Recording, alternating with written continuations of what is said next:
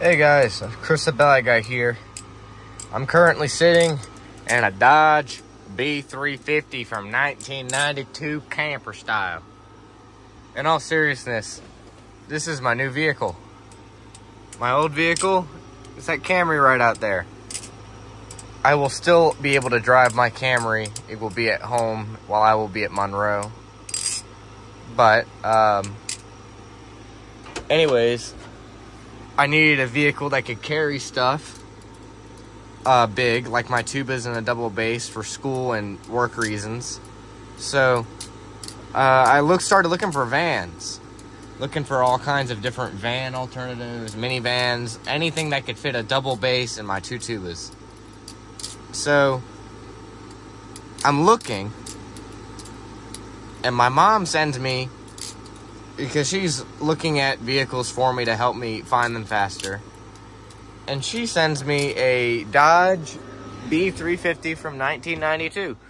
And that happens to be the vehicle I'm sitting in right now. And I end up thinking, what a joke. You really think I'm going to buy a vehicle from 31 years ago? And on top of that, a Dodge? Aren't Dodges kind of poo-poo at, you know, the longevity thing? And I end up doing my research because my options are so limited for my price range. So I end up looking into it, and I find out that these Dodge B350s are pretty reliable vehicles. And this one only had about 135K on it. The odometer kind of broke, but given records and when it was serviced and that they used the computer after the odometer broke to determine the mileage, it appears to have somewhere near 135 because it stopped at 130 last. And this vehicle's been being used to yank tricks from Colorado a few years ago, and honestly, it'll probably work just fine for me. And what am I using this vehicle for? Well, I have a job in Pennsylvania this summer, and it's at a water park, and I gotta be able to have my tuba, my sousaphone, I mean, to play at the park. But I would like to be able to practice my primary instrument, which is just the normal tuba. They're similar. I wouldn't say that practicing one does the same justice as practicing on the other does. It's just not the same. So I will be using this to get all the way to Pennsylvania from Louisiana. And is that gonna suck? Maybe just a little bit. I'm hoping and praying that this vehicle's got enough life left in it to make it. But after driving it around, giving it an oil change, driving it some more, filling it up a few times, doing stuff to it, making changes, it's pretty clear that this vehicle's probably going to last long enough. I've checked like frame for rust and all that. There's nothing significant to the point to where it's going to cause structural harm. And it's overall just great. And that curtain's a little crooked. I need to fix that. It's nothing big. I did make some changes already inside. Oh, and there are records for this whole vehicle that I can find in that center right there. But anyways, used to be a gas stove there. I replaced it with that. I'm going to have a microwave there.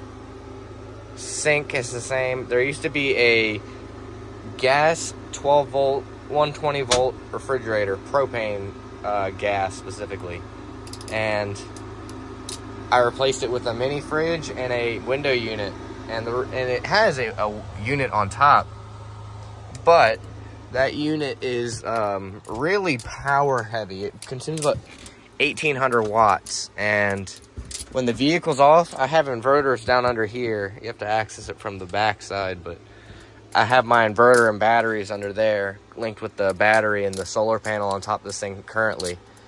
And it just can't handle the surge, inrush surge of the compressor on that big AC. So I got that 400 watt one running, and it's doing an okay job. I just got it installed, just got it dripping outside so it's not soaking up the vehicle wet and all that. The vehicle's got some issues. Don't we all got some issues? It'll be all good. I think the vehicle's gonna last me just fine. It's got plenty of lights everywhere if I feel like using them. But Yeah, slept in it for the first time last night. And today is what day of the month? I have no idea. I'm just grabbing another Battle Song.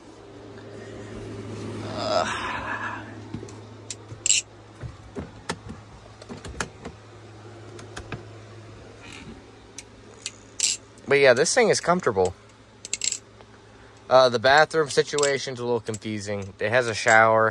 The drain's kind of clogged, and then the toilet is a dump-out toilet you dump outside. But it did used to have a functional, proper toilet with the septic tank and all that, but that got removed at some point. Thankfully, I don't plan on using the restroom in this thing. If I do, it'll be strictly to pee-pee. And besides that, I mean, I'm happy with this thing, and I got it for $1,000. I forgot to mention that. I got this vehicle for $1,000 plus like $200 of fees and tax and all that. And I did it through Auto Trader. Auto Trader is absolutely terrible. I would never use it again unless I had to. But in this case, it worked out. And this vehicle is great. In fact, I'm going to step outside and show the outside of the vehicle.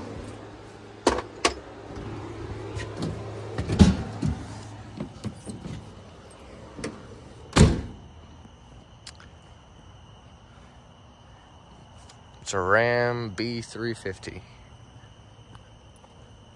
It's not the best paint job in the world right now, but it sure works. It's got the adapter going to that. It's a 30 amp 120 volt plug. Battery's in there. I broke the lock off, so string is holding it closed well enough for now. That's your gray water. There's septic tank underneath the vehicle over there. It even comes with a nice ass. And we come back around to the front of the vehicle. I do have it stopped on this incline. And then we get back to the double doors that let us inside. There's a table that those things right there have legs, and it has a tabletop, so you can have a table there. I prefer not because I keep all my stuff up here for now, and that table can lay across here. It can lay on this ledge right here and right there whenever those boards are pushed in more and make a bed. You can seat like 3 in. And then up here, this whole thing right here extends all the way back to here, and that ladder's to get on top of it. And with that, you can probably sleep 2 or 3. And again, you got more lights. Lights for days. I'll show the bathroom just because you can see me. I'm dirty because I've been working on this thing all day. I got the hose disconnected from the head, but this is like an everything gets wet shower. You take your toilet paper out of there whenever you use it. I don't know what that bag is, but it says the content should be thrown away by now, so I probably should throw it away. Garbage can is Velcroed to the tabletop. Soap is also Velcroed to the tabletop. Sink. That scared me. I thought someone was in there and came out. You gotta give the latch a little smack to make it work. But yeah, I would bend down and show you the AC, but I'm sure you'd go deaf from the wind noise. And whenever you're sleeping up here, you get a nice view out and around. But yeah. Oh, and it's got 2 new speakers and a brand new head unit. And besides that, there's a few minor electrical problems, nothing significant. The engine in this thing is so cool. It sounds like a muscle car. It's a big 5.9 liter V8 engine. This thing gets about, I got about 8 miles per gallon when I was driving it back from Ponchatoula to Baton Rouge. So it's not the greatest on gas mileage, but I had overdrive on by default. So maybe if I turn that off, I'll get a little better gas mileage. But yeah, I just drove around I drove like a couple miles around, going to stores to get some stuff. Probably drove less than 8 miles altogether, just in city traffic. And I consumed like 1.3 gallons of fuel just doing that. I probably traveled less than 8 miles. So that's how bad this thing is. But despite that, I love this thing. I hope it lives as long as me, even though I know it won't. It'll live a little while, though. And it'll live forever in my heart. I already gave this thing a name. My dad came up with a good nickname, Big Bertha. But I like Charlie Cameron Moore for very specific reasons I will not disclose. But with that being said, I appreciate you watching, and I appreciate you being with me throughout all of this crazy times and all of that. And thank you for watching. Goodbye.